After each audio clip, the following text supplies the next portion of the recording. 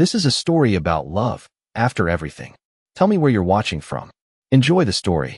Sometimes, the smallest interruption is the only reason someone is still alive.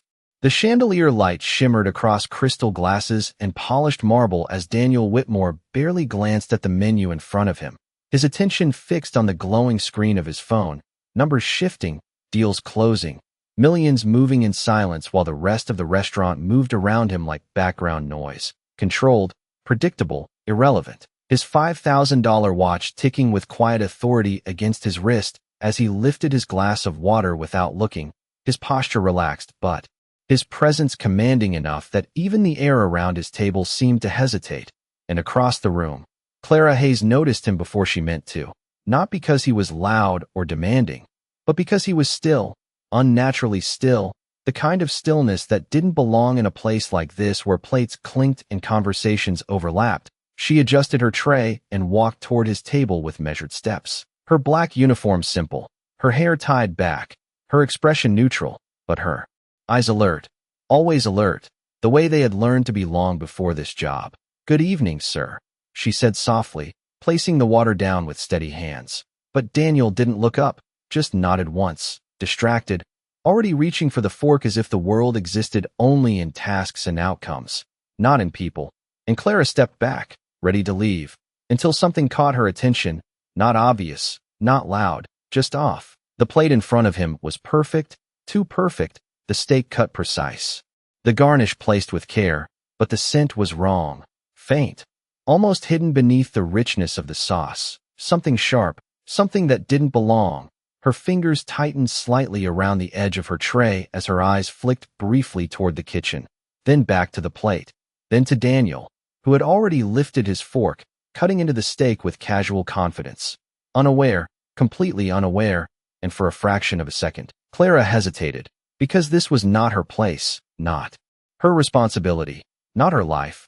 She was just a waitress, just another face in a uniform that people forgot the moment they left, but then she saw it again, that stillness, that isolation, the way no one at his table spoke to him, the way no one truly saw him. And something in her chest shifted, quiet but firm, and before the thought could fully form, she moved, swift, precise, controlled, her hand reaching forward and lifting the plate away just as Daniel's fork hovered inches above it. The motion so smooth it almost didn't register as interruption, but then it did, and Daniel froze, his eyes lifting slowly from the plate to her face. Confusion first, then disbelief, then something sharper. "Did you just take my plate?" His voice was calm, but there was an edge beneath it, the kind that didn't need volume to carry weight. And around them, the table fell silent, conversations nearby softening as attention shifted. Clara didn't flinch, didn't step back. She held the plate steady, her gaze meeting his without challenge but without apology. "I'm sorry, sir," she said, her voice even, controlled. "This one isn't safe." And for a second, the words didn't land, didn't make sense in the polished, controlled world Daniel operated in. His brow furrowed slightly, irritation rising. "Excuse me," he asked, setting his fork down slowly, deliberately, as if giving her a chance to correct herself, to step back into her role, to undo whatever line she had just crossed. But Clara didn't move, her grip on the plate steady, her expression unchanged. "Please don't eat it," she said quietly, and something in her tone, not fear, not panic, but certainty, made the moment stretch, thin and sharp. And Daniel leaned back slightly, studying her now, really looking at her for the first time, not as staff, not as background, but as a variable he hadn't accounted for. "And why?" he asked, his voice softer now, more dangerous in its calm. "Would you say that?" Clara held his gaze for a heartbeat longer, then glanced briefly at the plate, then back at him. "Because something about it is wrong," she said, simple, direct, and for a second, no one moved, the air tightening around them, the weight of her words settling into a room that had been moments ago filled with casual luxury. And somewhere behind them, a glass clinked, too loud in the silence, and Daniel's eyes narrowed slightly, not in anger, but in calculation, as if he were trying to decide whether this was incompetence or something far more serious. And Clara stood there, still holding the plate, her posture calm, her breathing steady, as if she had already made her choice long before he ever lifted his fork. Daniel Whitmore did not move right away, and that alone shifted the atmosphere around the table because men like him did not hesitate. They decided, they commanded, they moved forward. But now he sat still, his fingers resting lightly on the edge of the table as his eyes remained locked on Clara Hayes, studying her with a focus that felt sharper than any raised voice. And around them the restaurant began to breathe again, slowly, cautiously, as if unsure whether the moment had truly passed. A manager approached quickly from the side, his smile tight, practiced, the kind built to smooth over discomfort before it became a problem. "Mr. Whitmore, I am terribly sorry," he said, his voice controlled but urgent. "There must have been some misunderstanding." His eyes flicked briefly toward Clara, not with curiosity, but with warning, the silent kind that said, "You have stepped out of line." Clara did not look at him. She kept her attention on Daniel, because this was no longer about procedure, and Daniel finally leaned back in his chair, exhaling slowly, his gaze dropping to the empty space where the plate had been, then back to Clara. "You are telling me," he said, his tone measured, almost conversational now, "that my dinner is not safe." Clara nodded once, no hesitation. "Yes, sir." The manager let out a soft, nervous laugh, stepping closer. "I assure you, everything in this establishment is prepared to the highest standards." He reached for the plate in Clara's hands. But she did not release it immediately, just for a fraction of a second, enough to make him pause. And in that small resistance, something subtle shifted again. Daniel noticed it. The way she did not argue, did not explain, but also did not yield, not fully, not blindly. "Let him take it," Daniel said quietly, and Clara did, releasing the plate with controlled ease. The manager nodded quickly, relief flashing across his face as he turned toward the kitchen. "We will replace this immediately." "Sir," he said, already moving away, eager to restore order, and for a moment, it seemed like the situation might dissolve into nothing more than an awkward interruption, a story Daniel would forget by morning. But Clara did not leave. She remained standing beside the table, her posture calm, her hands now empty but steady, and Daniel noticed that too. "Is there something else?" he asked, one eyebrow lifting slightly, and Clara hesitated, not out of fear, but calculation, the kind that measured consequence against certainty. "Please do not accept the replacement right away," she said softly. And that was when the irritation returned, not loud, not explosive, but present. Daniel's jaw tightened just slightly. "You are asking me to distrust your entire kitchen," he said, and Clara met his gaze. "I am asking you to wait," she replied, and for a second, the simplicity of her answer caught him off guard. No drama, no explanation, just a request, and Daniel leaned back again, his fingers tapping once against the table, thinking, evaluating, the way he did in boardrooms when millions were at stake, except this time. The variable was a waitress who refused to act like one. "Fine," he said after a moment, his voice quiet but decisive.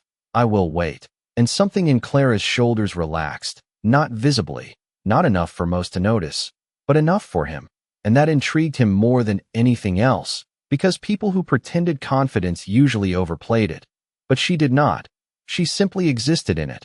And across the room, the manager returned with another plate, identical in presentation, flawless, controlled. He placed it down carefully, his smile restored. "Our apologies again, Mr. Whitmore." Daniel did not reach for it this time. He simply looked at it, then at Clara, then back at the plate.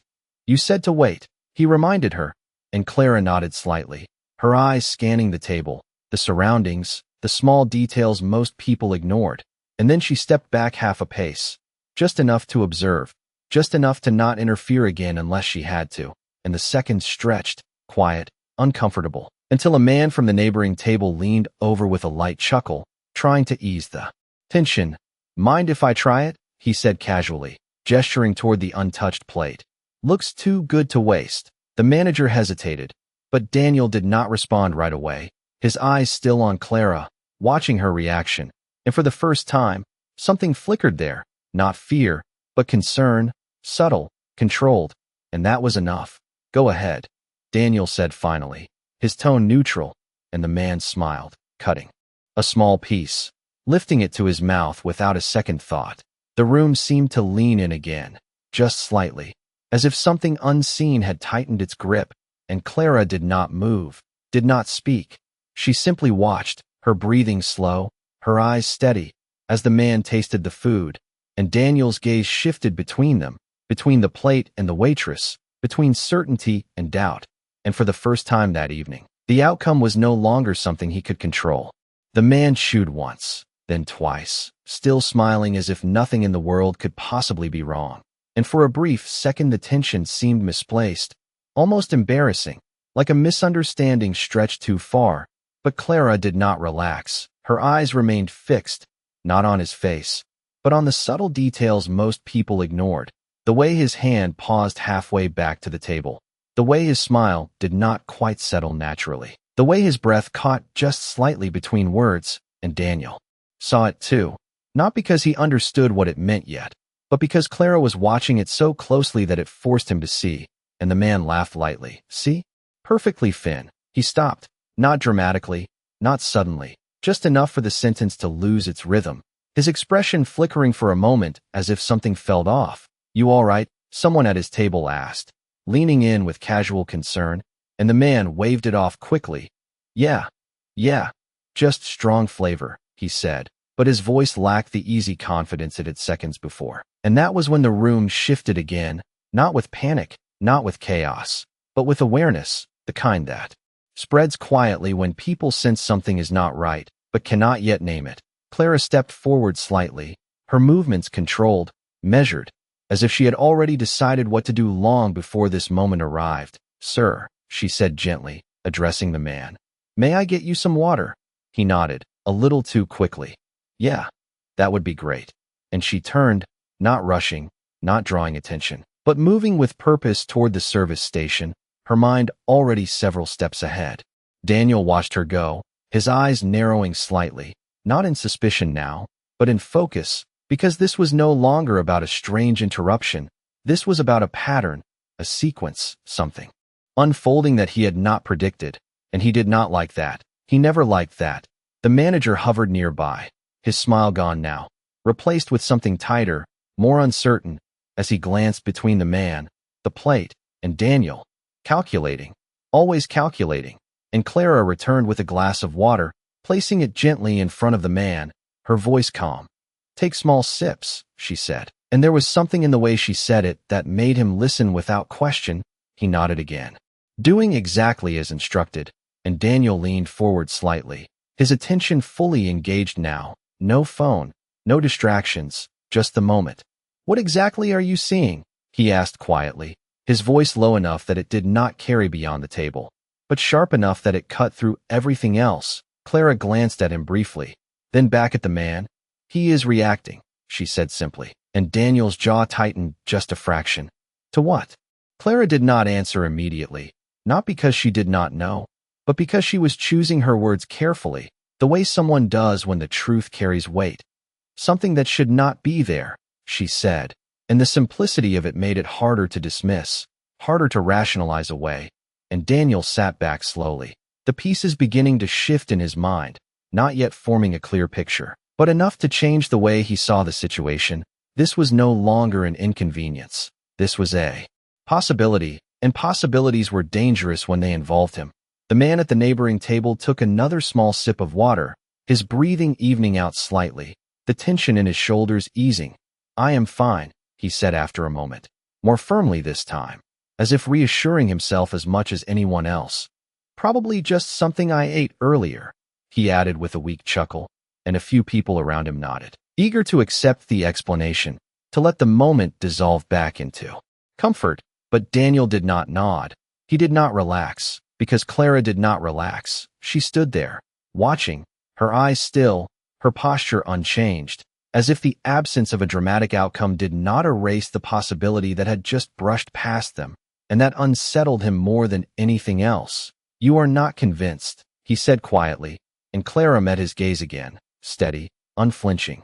No, she replied, and there was no hesitation in it, no apology, just truth. And for a long second, they looked at each other, the noise of the restaurant fading into something distant, irrelevant, and Daniel realized something he had not expected. He trusted her, not completely, not blindly, but enough to change his next move, and that alone was rare. "Close my tab," he said suddenly, his voice calm but decisive, and the manager blinked, caught off guard. "Sir?" "Now," Daniel repeated, already reaching for his jacket, his eyes never leaving Clara, because this was not over, not even close, and Clara understood that too. She did not smile, did not react outwardly, but something in her gaze shifted, a quiet acknowledgement, as if they had both just stepped into the same unknown, and neither of them intended to walk away from it.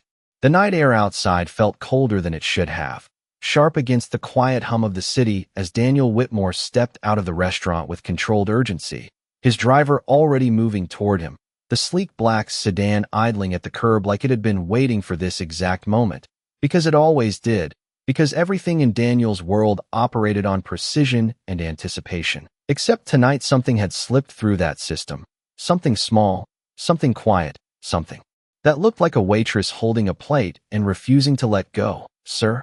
the driver asked, opening the door, but Daniel did not get in right away, his eyes scanning the reflection in the glass, the street behind him, the people passing by who did not know how close he had come to something he could not yet define.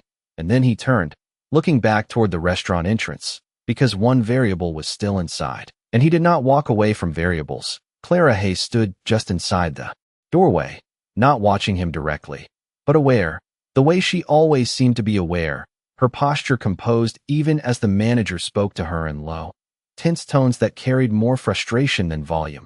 She listened without reacting, her face calm, her hands still, as if his words could not reach whatever part of her had made the decision earlier. And when Daniel stepped back inside, the shift was immediate. The manager straightened, his expression snapping back into professionalism. "Mr. Whitmore, your car is ready," he said quickly, as if trying to redirect the moment. But Daniel did not look at him, his attention already on Clara. "She is coming with me," he said, simple, direct, not a request. And for a second the manager blinked, caught between confusion and obligation. "Sir, I do not think that is appropriate," he began. But Daniel's gaze finally moved to him. Calm, steady, final. "You can think about it after," he said. And that was the end of the conversation, because men like Daniel did not argue. They concluded, and Clara looked at him then, not surprised, not impressed, just measuring, the same way she had measured the plate, the room, the moment. "I am still working," she said, her voice even. And there it was again, that refusal to be pulled by power alone. Daniel exhaled once, slow, controlled, as if adjusting his approach. "Then consider this part of your shift," he replied, and for the first time, something almost like amusement flickered in her eyes. Brief, subtle, gone before anyone else could notice. "You are not my employer," she said, and the manager shifted uncomfortably, unsure whether to intervene or disappear, and Daniel tilted his head slightly, studying her, not irritated now, but engaged. "No," he agreed. "But I am the one who almost ate that plate." And the weight of that statement settled between them. Quiet, undeniable. Clara held his gaze for a moment longer, then glanced toward the kitchen, toward the rhythm of a place that depended on her staying. Invisible, predictable, replaceable, and then back at him. "5 minutes," she said finally, and Daniel nodded once, accepting the terms without negotiation, because he understood value when he saw it, and 5 minutes of clarity was worth more than any meal.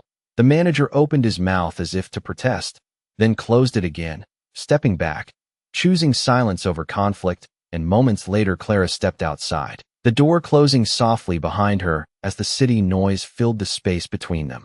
Daniel opened the car door this time, waiting, not commanding, and she paused for just a second before getting in, the interior quiet, insulated, the world outside reduced to distant motion, the driver pulling away smoothly as Daniel settled into the seat across from her, his posture relaxed but his attention sharp. "Start from the beginning," he said, his voice calm, controlled, the tone of someone used to extracting truth from incomplete information. Clara looked out the window briefly, the passing lights reflecting in her eyes, then back at him. "It was the smell first," she said. "Too clean, too sharp for something that rich." Daniel nodded slightly, processing. And that was enough for you to take the plate, he said, not accusing, just confirming. It was enough for me to not ignore it, she replied. And again, the simplicity, the clarity, no embellishment, no attempt to impress, just fact. And Daniel leaned back, his fingers steepled lightly as he studied her. Most people would have ignored it, he said, and Clara shrugged faintly. Most people are taught to, she answered, and the car moved through the city in silence for a moment, the weight of her words settling into something deeper than the situation itself. And Daniel realized something else then, something quieter, more unsettling. She had not acted because she needed to. She had acted because she chose to. And that difference mattered more than anything else. Who are you? He asked finally, not as a challenge, not as a demand, but as a question he did not already know the answer to. And Clara met his gaze without hesitation. Someone who pays attention, she said, and the answer lingered in the space between them, simple, incomplete, and somehow more revealing than any explanation could have been. The car slowed to a quiet stop in front of a glass tower that rose into the night like it owned the skyline, its lights still glowing on the upper floors where decisions never slept. And Daniel Whitmore stepped out first this time, not waiting for permission from the moment, just moving through it with the kind of control he had spent years mastering. Clara followed a second later, her eyes lifting briefly to take in the height of the building, not impressed, just noting the way she noted everything. And as the doors opened silently for them, the lobby greeted them with polished stone, soft lighting, and the kind of quiet that came from wealth that did not need to announce itself. Daniel walked ahead, then slowed slightly, just enough to let her walk beside him instead of behind, a small adjustment, almost invisible, but intentional. You said the smell was wrong.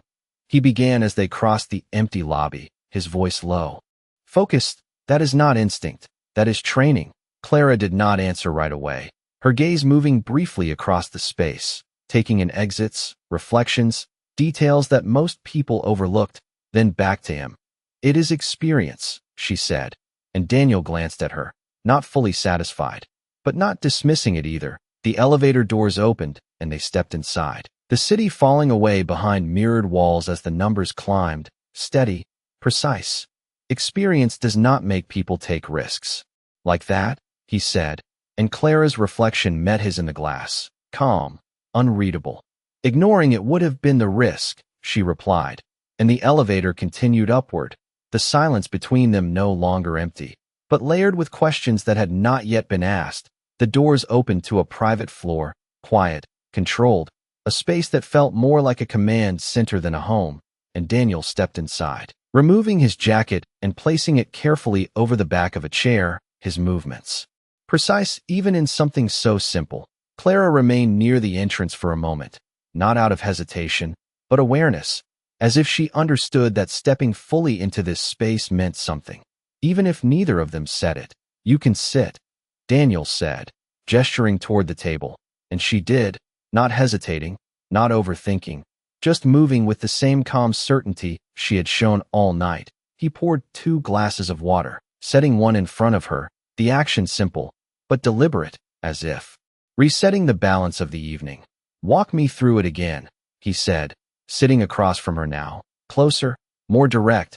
Clara wrapped her fingers lightly around the glass, not drinking yet, just grounding the moment. The plate was too perfect, she said. The presentation was controlled, but the scent did not match the dish. Daniel nodded slowly. And that tells you it was tampered with, he said. Clara shook her head slightly. It tells me something was added, she corrected, and Daniel leaned back, considering. And you are sure? He asked, and Clara met his gaze without hesitation. Yes, she said. And there it was again, not confidence for the sake of being right, but certainty built on something deeper, something practiced.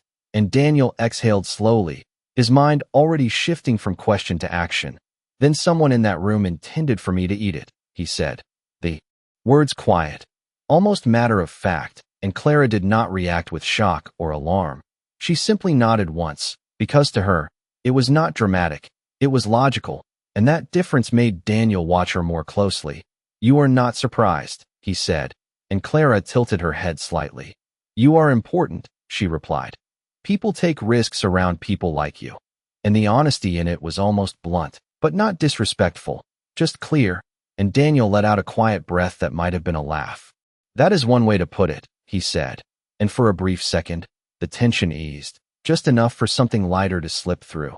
"You almost ate it," Clara added, her tone still even, but there was the faintest hint of something else now, something close to dry humor, and Daniel glanced at her, one eyebrow lifting slightly. "You are not going to let that go, are you?" he said, and Clara shook her head once. "No," she replied, and for the first time that night, Daniel smiled, small, brief, but real, because it had been a long time since anyone spoke to him without calculation, without fear, without wanting something in return, and the moment passed quickly, replaced again by focus, by the reality that something had just begun, not ended. "I will have the kitchen investigated," he said, his voice returning to its usual precision. "Every person, every process." Clara nodded slightly, but her expression did not change, and Daniel noticed that. "You think it is not just the kitchen," he said, and Clara looked at him, steady. "I think you should not assume it is simple," she answered, and the weight of that settled deeper than anything else she had said, because simple problems could be solved, but complex ones required something else entirely, and Daniel leaned forward slightly, his attention fully locked on her now. "Then do not leave," he said, not as an order, but as a decision forming in real time. "Stay until I understand this." And Clara studied him for a moment, not impressed by the building, not influenced by the power in his voice, just measuring the request itself, and after a second, she nodded once. "All right," she said, and the agreement was quiet, almost casual, but it changed everything, because now they were no longer just a CEO and a waitress who crossed paths for a moment. Now they were two people standing on the edge of something neither of them could yet see, but both of them had chosen not to ignore. The silence in the penthouse did not feel empty. It felt intentional, like a space waiting to be filled by the right question, and Daniel Whitmore stood near the floor-to-ceiling window, looking out over the city that still moved beneath him, lights flickering, cars threading through streets like quiet currents, everything operating as it should, everything predictable again, except tonight. And behind him Clara Hayes remained seated at the table, her posture relaxed but alert, as if even in stillness she was paying attention to things that had not happened yet. Daniel turned slowly, his expression composed but sharper now, focused in a way that suggested his mind had already begun building a structure around what she had told him. "Walk me through the timing," he said, his voice steady. Clara looked up at him, considering for a brief moment before answering. "The plate reached your table within 2 minutes of leaving the kitchen," she said. "That limits where something could have been added." Daniel nodded once. "Already following? Kitchen or service line?" he said, and Clara shook her head slightly. "Not necessarily," she replied, and he paused, just enough to register that she was not guessing. "Explain," he said, and Clara leaned forward slightly, her fingers resting lightly against the glass in front of her. "The scent was faint," she said, "which means whatever was added was not meant to be obvious. That suggests precision, not improvisation." Daniel's eyes narrowed just slightly, not in doubt, but in concentration. "You are saying it was planned," he said, and Clara nodded once. "Yes," she answered, and the words settled between them with more weight than anything else that had been said so far, because planning meant intention, and intention meant someone had made a decision long before Daniel ever sat down at that table. Daniel moved away from the window, walking back toward her with measured steps. "Then we look at access," he said. "Who knew I would be there tonight?" Clara watched him as he spoke, not interrupting, letting him build his own structure. "Reservations are controlled. My schedule is not public," he continued, "which narrows it further." Clara tilted her head slightly. "Unless someone assumed you would be there," she added, and Daniel stopped, the thought catching his attention. "You think it was not targeted specifically," he said, and Clara considered that for a second, then shook her head. "I think it was," she replied. "But I think whoever did it wanted it to look like it could have been anyone. And that shifted the equation again. Subtle, but significant." Daniel exhaled slowly, his mind recalibrating. "A controlled risk," he said quietly, more to himself than to her. And Clara nodded. "Exactly," she said. And for a moment, There was something almost collaborative in the air between them, not equal in position, but aligned in thought. And that was new for Daniel. Unfamiliar, but not unwelcome. He reached for his phone, tapping a number without hesitation. "Give me a full list of everyone on shift tonight," he said when the line connected, his tone calm, but leaving no room for delay. "Kitchen, servers, management, everyone." He paused, listening, then added, "And I want the security footage from the last 2 hours." He ended the call without another word, setting the phone down as his attention returned to Clara. "We will know soon," he said, and Clara did not argue, did not question. She simply nodded slightly, but her expression did not change, and Daniel noticed that. "You do not think it will be that simple," he said, and Clara met his gaze. "I think whoever did this expected you to look for them," she replied, and the calm certainty in her voice made the room feel just a little smaller, just a little tighter. Daniel leaned against the edge of the table, his arms crossing loosely, not defensive, but thoughtful. "And what would you do," he asked, "if you were them?" Clara did not answer immediately, her eyes dropping briefly to the surface of the table, tracing something invisible, then lifting back to him. "I would not do it once," she said, and the words landed quietly. But they changed everything. Daniel's expression shifted. Not dramatically, but enough, his focus sharpening into something more precise, more dangerous. "You think this is not over," he said, and Clara held his gaze, steady. "No," she replied. "I think this was a test." And the silence that followed was heavier now, no longer just anticipation, but realization, because a test meant observation, and observation meant whoever had done this might still be watching. Daniel pushed himself upright, moving toward the table with renewed purpose, his movements sharper now, more deliberate. "Then we changed the pattern," he said, already thinking ahead. "We do not react the way they expect." Clara watched him, something unreadable passing through her eyes. "And what do they expect?" she asked, and Daniel allowed himself the faintest hint of a smile. Not warm, not casual, but controlled. "They expect me to panic quietly," he said. "To tighten security, to retreat." He paused, his gaze locking onto hers. "I do not retreat." Clara held his gaze for a moment longer, then nodded once. And there was something different in that nod now, not just agreement, but recognition, as if she was beginning to understand the way his mind worked the same way he was beginning to understand hers. Two different worlds, same clarity, and outside the glass walls. The city continued to move, unaware that somewhere above it, a pattern had just been broken, and someone, somewhere, might already be adjusting their next move. The screen of Daniel Whitmore's phone lit up again, silent but urgent, and he picked it up without hesitation, his eyes scanning the incoming files as they populated one by one. Names, timestamps, positions, movements. Every person who had been near that table reduced to data, patterns, possibilities, and Clara Hayes watched him without leaning in, without asking. Because she did not need to see the screen to understand what he was doing. She understood the process, the narrowing, the quiet elimination of noise until only what mattered remained. "Security footage is loaded," Daniel said, placing the phone flat on the table and sliding it slightly toward her, not as an order, not even as an invitation, but as an inclusion, and Clara leaned forward just enough to see the grainy overhead angle showing the dining room in calm motion, waiters moving, guests talking. A normal night that now felt like something else entirely. Daniel tapped the screen, rewinding to the moment the plate left the kitchen. "There," he said, and they both watched as the dish was prepared, plated, and passed to a server. Nothing unusual at first glance. Everything clean, efficient, controlled, the way a high-end restaurant operated. But Clara's eyes did not follow the obvious. They moved slightly off-center, tracking small details, pauses, timing, the rhythm between movements. "Stop," she said quietly, and Daniel did. Immediately, no hesitation. The frame froze on a moment most people would have skipped, a server adjusting his grip, another stepping slightly too close, a hand passing near the plate for less than a second, and Daniel leaned in, his eyes narrowing. "Zoom," he said, and the image sharpened just enough to show what had been invisible at normal speed. Not a clear action, not something obvious, just a disruption in pattern, a motion that did not belong.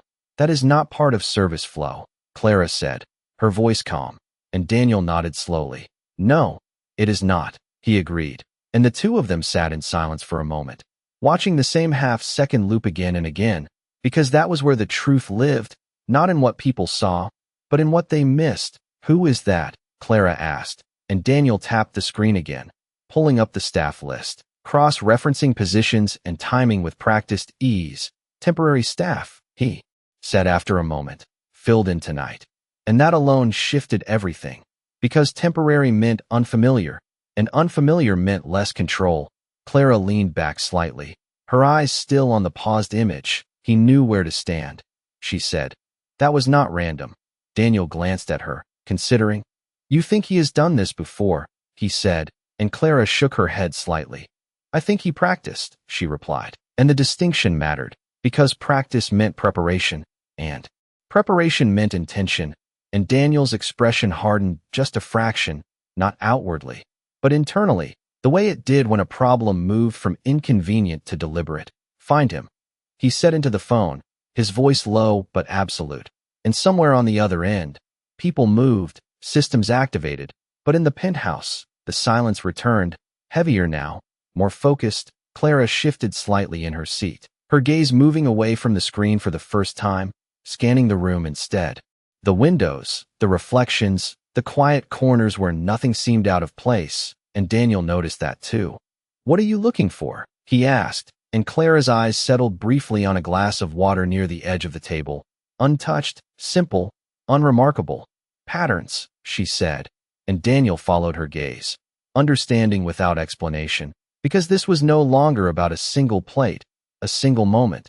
This was about behavior, about systems that could be repeated, and that made it more dangerous than anything obvious ever could be. You think there is another attempt, he said, and Clara met his eyes again, steady.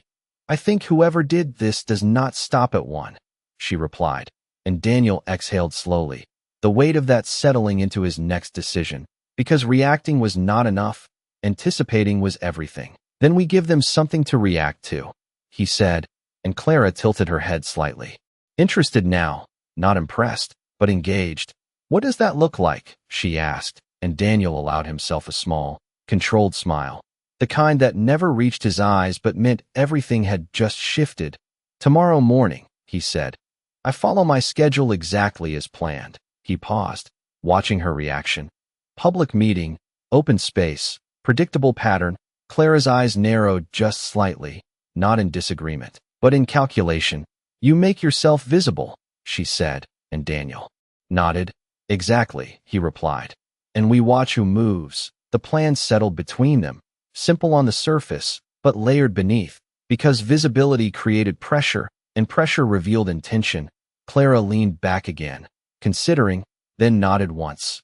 All right, she said, and there was no hesitation in it, no fear, just acceptance of the next step, and Daniel studied her for a moment, not as a waitress, not as someone who had interrupted his dinner, but as someone who had stepped into a situation most people would have avoided and chosen to stay, and that choice, more than anything else, was what made him trust her, not completely, not blindly, but enough to move forward. And outside, the city continued to glow, unaware that by morning, someone would be watching it very closely, waiting for a mistake that might finally reveal who had decided that Daniel Whitmore should not have finished his meal. Morning arrived without ceremony, the kind of pale gray light that slipped through glass and turned the city into something quieter, almost honest, and Daniel Whitmore was already dressed, already moving, his schedule restored on the surface as if nothing had shifted the night before, his suit precise, his watch aligned, his phone filled with meetings that did not wait for uncertainty. But beneath that routine, something had changed, something sharper, more aware, and across the room Clara Hayes stood near the window, watching the street below, her posture relaxed but her attention fixed, the way it had been since she arrived, not restless, not anxious, just present. You sleep? Daniel asked as he adjusted his cuff, not looking at her directly, and Clara shook her head slightly. Enough, she said, and there was no complaint in it, no attempt to impress, just a fact. Daniel nodded once, accepting that answer the same way he accepted everything from her, without pushing further than necessary. We leave in 5, he said, and Clara turned from the window, stepping closer. Her eyes briefly scanning the table where two untouched glasses of water still sat from the night before, unchanged, unnoticed by anyone else, but not by her, never by her. "You are keeping the same route," she said, and Daniel glanced at her, a faint hint of something almost like approval in his expression. "Yes," he replied. "Same car, same driver, same entrance." Clara considered that, then nodded once, because predictability was the bait, and they both understood that now. The elevator ride down was quiet, not empty, but focused, each of them moving through the plan in their own way. Daniel through structure, Clara through observation. The lobby was already awake, staff moving, security positioned, everything appearing exactly as it should, and that was the point. Outside, the car waited, identical to the night before, controlled, expected, and Daniel stepped in without hesitation, Clara following, her eyes briefly scanning the street, the reflections in the windows, the rhythm of people passing by who had no idea they were part of a pattern being watched. The car moved smoothly into traffic, the city waking around them, horns distant, footsteps steady, nothing out of place, and yet everything felt slightly sharper, as if the edges of the world had been outlined overnight. "If they are watching, they will not act immediately," Clara said quietly, her gaze still on the passing buildings, and Daniel nodded. "They will wait for confirmation," he replied. "Pattern, timing, opportunity." Clara glanced at him briefly, then back to the street. "And you are giving them all three," she said, and Daniel allowed himself a small, controlled smile. "Exactly," he said. The building for his morning meeting came into view, a modern glass structure with wide steps and open access, designed for visibility, for transparency, for people to see and be seen. And as the car pulled to a stop, Daniel did not rush. He stepped out with the same measured pace he always had, his posture calm, his expression composed, nothing about him suggesting that anything was different. Clara followed a step behind, not hidden, not highlighted, just present, and as they moved toward the entrance, the flow of people adjusted slightly around them, subtle, natural, but Clara noticed the small hesitations, the shifts in attention, the way certain individuals looked twice, not out of recognition, but calculation, and she slowed just slightly, her eyes tracking a man near the far column, then a woman by the entrance, then a reflection in the glass that lingered a second too long. Daniel continued forward, not breaking stride, because that was part of the plan, to remain exactly who he appeared to be, someone untouchable, someone predictable, someone who would not notice. But Clara noticed. "Always, do not look left," she said quietly as they approached the doors, her voice low enough that only he could hear. Daniel did not turn, did not react, just adjusted his path by half a step, barely perceptible. "Why?" he asked under his breath, and Clara's eyes remained forward. "Reflection in the glass, second column," she replied. "Same man from the footage." And that was enough. Daniel's focus sharpened instantly, but nothing in his expression changed, not a flicker, not a pause. Because control was not about absence of awareness, it was about absence of reaction. They entered the building together, the doors closing softly behind them as the noise of the street faded, and for a moment, the world inside felt contained, manageable. But Daniel knew better now, and as they moved through the lobby, his voice dropped just slightly.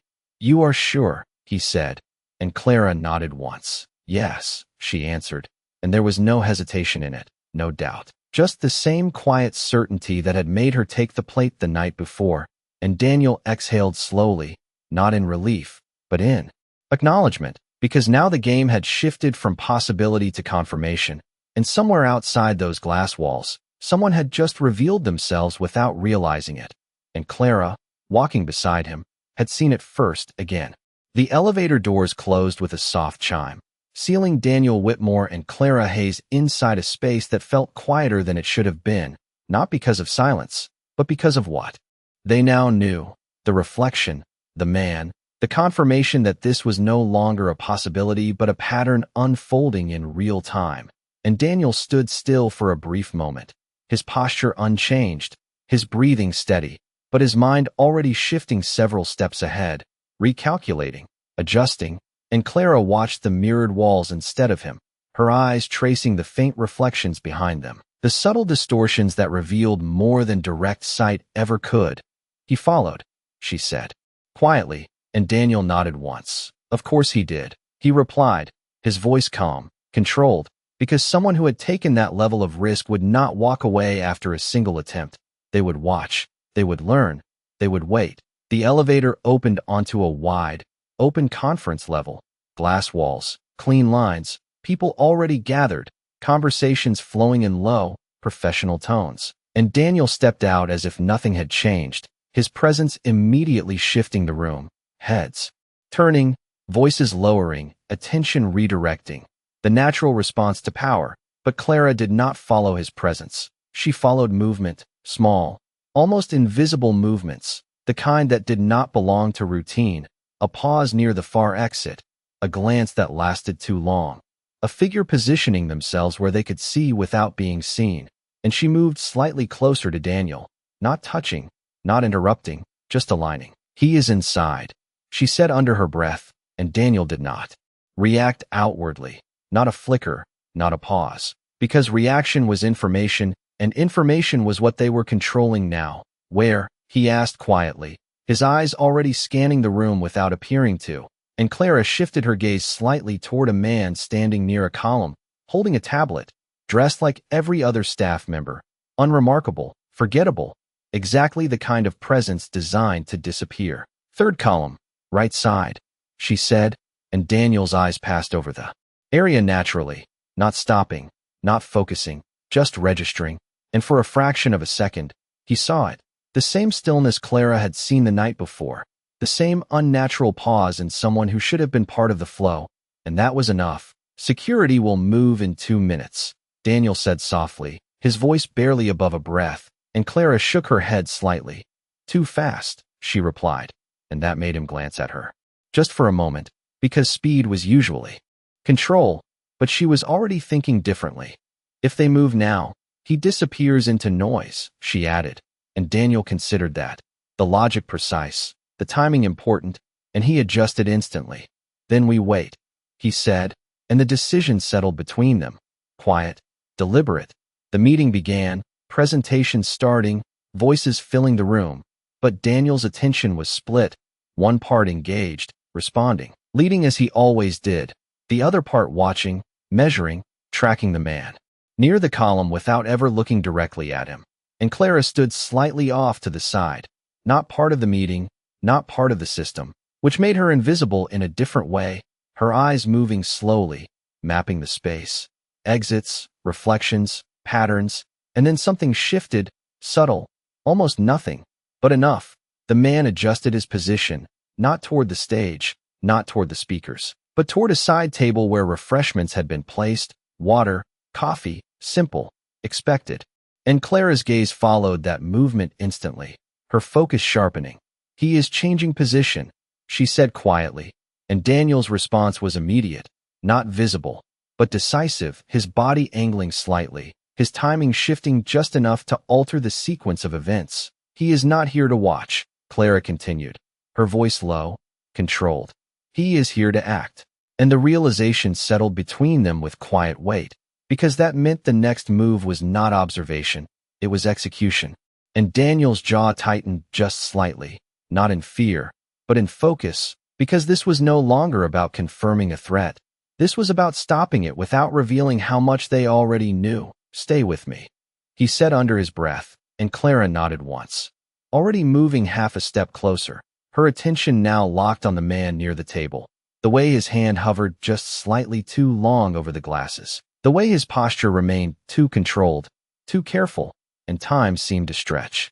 Again, the same way it had the night before, that thin, sharp moment where everything could shift based on a single action, and Clara's eyes did not leave his hands, not even for a second, because that was where the truth would appear first, not in his face, not in his movement, but in what he touched.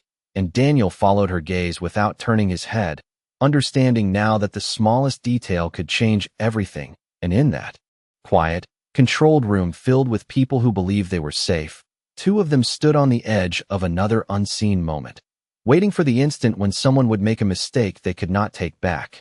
The man's hand hovered above the row of water glasses for just a fraction too long, not enough for anyone else to notice, but enough for Clara Hayes to see the break in rhythm, the pause that did not belong, and in that suspended second, everything narrowed, the noise of the room fading into something distant as her focus locked onto that single movement. "Now," she said under her breath, and Daniel Whitmore did not hesitate. He stepped forward smoothly, as if adjusting his position within the conversation, his presence redirecting attention naturally, effortlessly, the way it always did, and in that shift, the man's hand completed its motion, subtle, controlled, almost invisible, but Clara saw it, the slight tilt of the glass, the brief contact that should not have happened, and she moved, not fast, not dramatic, just precise, her hand reaching the table before anyone else registered the change, lifting the glass away with the same calm certainty she had shown the night before, and the man froze, not visibly, not enough to draw immediate attention, but enough for Daniel to see it now, enough to confirm what Clara had already known. "Excuse me," Clara said softly, her voice carrying just enough to pause the nearby conversation without disrupting the room, and she set the glass aside, out of reach, her eyes meeting Daniel's for a brief moment, a silent confirmation passing between them, and Daniel turned slightly, his gaze settling on the man near the column for the first time, not scanning, not passing over, but looking directly, and that was enough, because men like Daniel did not look at people without reason, and the room felt it, subtle, but real, the shift in attention, the tightening of space. "You," Daniel said calmly, not raising his voice, not creating a scene, just a single word that carried weight, and the man hesitated, just for a fraction of a second, then straightened, his expression neutral, controlled. "Sir," he replied, stepping forward as if responding to a normal request, but Clara saw the difference, the slight tension in his shoulders,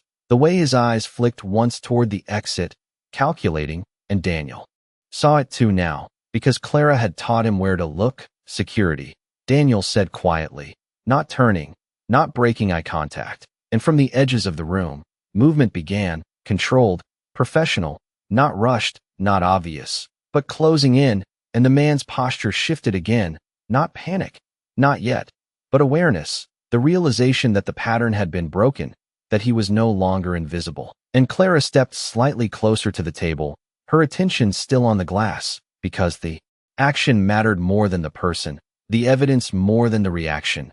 "Do not let anyone touch this," she said softly, and one of the staff members nearby nodded quickly, stepping in without question, because something in her tone carried authority that did not come from position, but from certainty, and Daniel took a single step closer to the man, not aggressive, not threatening, just present, his height, his composure, his control filling the space in a way that made retreat difficult.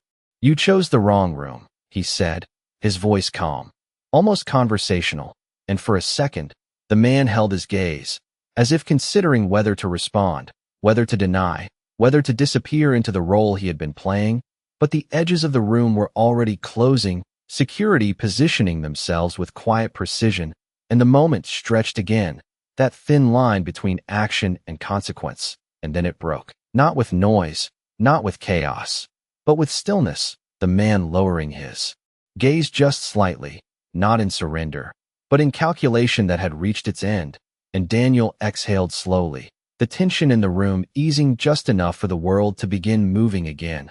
Conversations restarting, people looking away, because discomfort preferred to dissolve rather than linger, but Clara did not look away, her eyes still on the glass, the faint distortion in the water that no one else would notice, the same quiet detail that had started everything, and Daniel turned to her.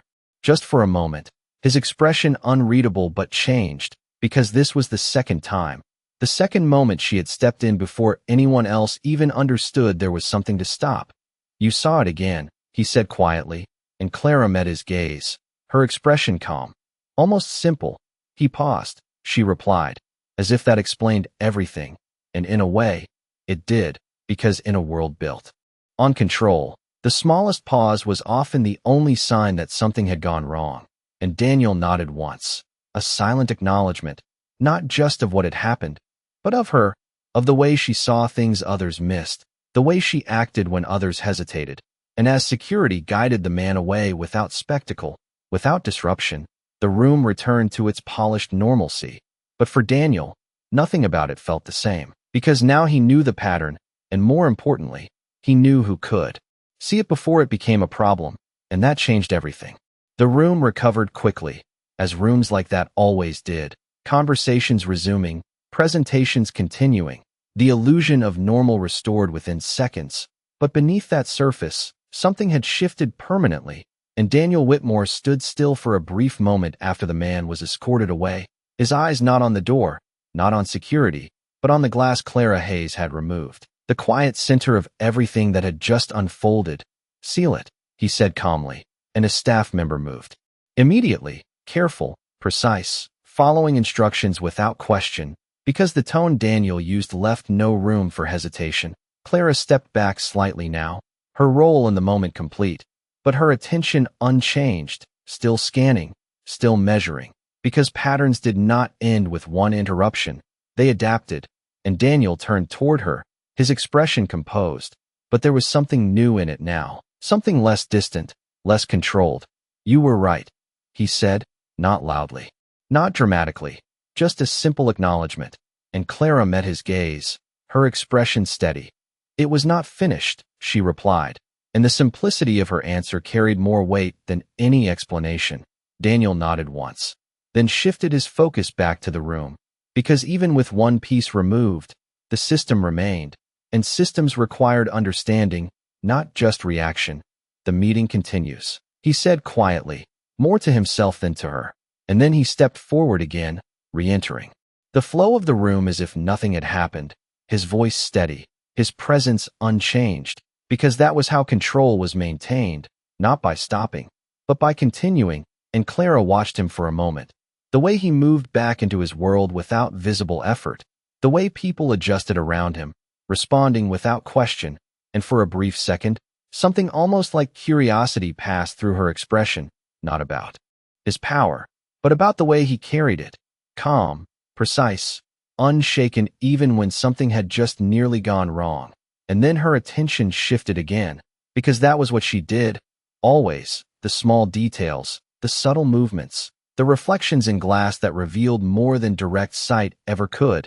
And Daniel's voice carried across the room, leading, directing, as if the past few minutes had not existed. But in the spaces between words, he was still thinking, still analyzing, still building the structure of what this meant. Because one attempt could be chance, two attempts could be intention, but a pattern like this suggested something deeper, something organized, and that meant it would not end here. The meeting concluded without incident, people dispersing, conversations softening into polite exchanges, and Daniel stepped away from the group, moving toward the quieter edge of the room where Clara stood, her posture unchanged, her awareness still active even as the immediate tension had passed. "They will talk," he said, glancing briefly toward the people leaving. "But they will not understand." Clara nodded slightly. "Most people do not see what they are not looking for," she replied, and Daniel allowed himself a faint, thoughtful smile, because that was exactly it, the difference between looking and seeing, between reacting and understanding. "You saw it twice," he said, and Clara shrugged faintly. "It was there," she answered, as if that explained everything, and again, it did, because for her, it was not about being exceptional. It was about not ignoring what others dismissed, and Daniel studied her for a moment longer, the quiet between them no longer uncertain, but settled, something forming that had not existed before, not defined, not named, but present. "Come with me," he said finally, his tone no longer commanding, but certain. And Clara did not hesitate. She fell into step beside him as they moved toward the exit, the glass doors opening again to the brightness of late morning. The city louder now, more alive, and yet somehow clearer, as if the edges of everything had sharpened. The car was waiting, as always, the driver stepping forward, but Daniel paused for just a second before getting in, his gaze shifting briefly to Clara. "You changed the outcome twice," he said, and there was no exaggeration in it, no dramatics, just fact. Clara looked at him, her expression calm, almost neutral. You changed it too, she replied, and Daniel raised an eyebrow slightly, not expecting that. How? He asked, and Clara's lips curved just enough to suggest something lighter beneath her usual composure. You listened, she said, and for a brief second, the city noise seemed to fade again, not completely, but enough for the moment to settle between them. Simple, quiet, real, and Daniel let out a soft breath that might have been a laugh. Not loud, not obvious, but genuine, because she was right. And that realization mattered more than anything else that had happened that day, because control was not just about seeing, it was about choosing what to do when you did. And as they stepped into the car together, the door closing softly behind them, the world outside continued as it always did, unaware that inside that quiet space, something had shifted again, not just in the situation, but between two people who now understood each other in a way that had not existed before. The car moved through the city with a quieter rhythm now. No urgency, no visible tension, but the silence inside carried something different, not uncertainty, not pressure, but awareness, the kind that settles after something has been understood rather than feared. And Daniel Whitmore sat back in his seat, his posture relaxed in a way it had not been the night before, his gaze not fixed on his phone, not calculating the next move, but resting, for once, in the space between decisions. And Clara Hayes sat across from him, her attention no longer scanning every reflection, every movement outside the window, but still present, still aware, just without the sharp edge that had defined her earlier. They will trace him, Daniel said after a moment, his voice calm, steady. Temporary staff means temporary identity, but patterns leave traces. Clara nodded slightly, her fingers resting lightly against her knee. You will find who sent him, she said, not as a question, not even as reassurance, just as a fact, and Daniel allowed himself a faint smile. Yes, he replied. But that part is simple now. And that was the truth, because the unknown had been reduced, shaped, contained. What remained was process, and process was something he controlled. But what was not simple, what remained unresolved, sat quietly between them, not as a problem, but as something neither of them had defined yet. And Daniel shifted slightly, his gaze settling on her in a way that was no longer analytical, no longer measuring, just present. You were not supposed to be part of this, he said, and Clara looked at him, her expression calm. Neither were you, she replied, and for a brief second, the corners of his mouth lifted again, something softer this time, less guarded. Fair, he said, and the car slowed as it approached the building. The same glass tower, the same controlled environment. But it felt different now, not because it had changed, but because he had, just slightly, just enough. And as the car came to a stop, Daniel did not reach for the door immediately. He stayed where he was, his attention still on her. You could have walked away, he said, and Clara held his gaze, steady, unflinching. So could you, she replied. And again, that quiet balance, that refusal to let the moment belong to only one of them. And Daniel exhaled slowly, not in frustration, not in tension, but in something closer to understanding, because for the first time in a long time, he was not the only one shaping the direction of what came next, and that did not feel like loss of control. It felt like clarity. Stay, he said, the word simple, but different now, not an order, not a request tied to necessity, just an offer. Clara tilted her head slightly, considering, not the building, not the resources, but the moment itself, the meaning behind it. For what? She asked, and Daniel paused. Just for a second, because this time, the answer was not strategic, not calculated. It was something else, something quieter. For this, he said, and the simplicity of it hung in the air, not defined, not explained, but understood. And Clara looked at him for a moment longer, her expression unreadable at first, then softening just slightly, not dramatically, not in a way most people would notice, but enough to change the weight of the silence between them. All right, she said, and the word was quiet, but it carried more meaning than anything else she had said that day, because it was not about the situation anymore.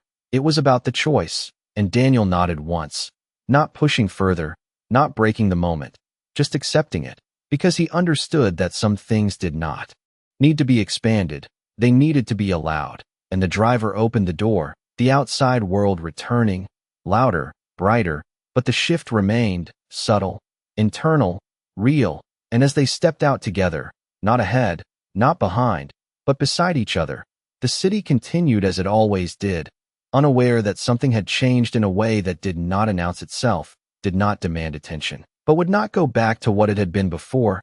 And inside the building, the systems would continue. The investigations would unfold, the answers would come. But for Daniel Whitmore and Clara Hayes, the most important thing had already happened.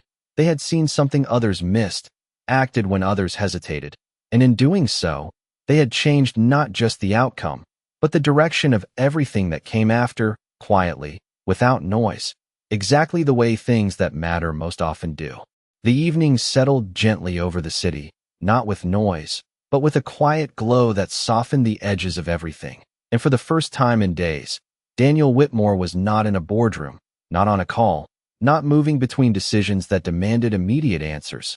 He stood instead in his own kitchen, sleeves rolled back slightly, staring at a pan as if it were a negotiation he had not prepared for.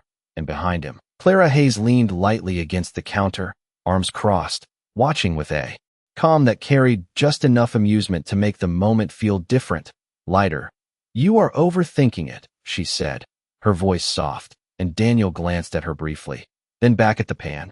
"I do not overthink," he replied, and she raised an eyebrow slightly. "You just spent 30 seconds deciding where to place butter," she said, and for a moment he paused, then let out a quiet breath that almost resembled a laugh. "Something rare, something unguarded. Precision matters," he said, and Clara shook her head once, pushing herself off the counter, stepping closer. "Not for this," she replied, reaching past him to adjust the heat slightly, her movements simple, unforced, and Daniel stepped back just enough to let her, not because he had to, but because he chose to, and the space between them felt different now, not distant, not measured, but shared, the kind of quiet that did not need to be filled. "You trust this more than you trust people," Clara said after a moment, nodding toward the pan, and Daniel considered that, his gaze shifting from the stove to her. "This behaves the way it should," he said, and Clara met his eyes, steady. "So do people," she replied, "if you pay attention." And the words settled between them, familiar, echoing something she had said before, something that had changed everything. And Daniel nodded slowly, not arguing, not dismissing, just acknowledging, because he understood now, not completely, but enough. The food came together simply, not perfect, not precise, but real, and they sat across from each other at the table. No glass walls, no audience, no structure, just two people sharing something that did not need to be controlled. Daniel took a bite, paused, then nodded once. "It is acceptable," he said, and Clara smiled slightly.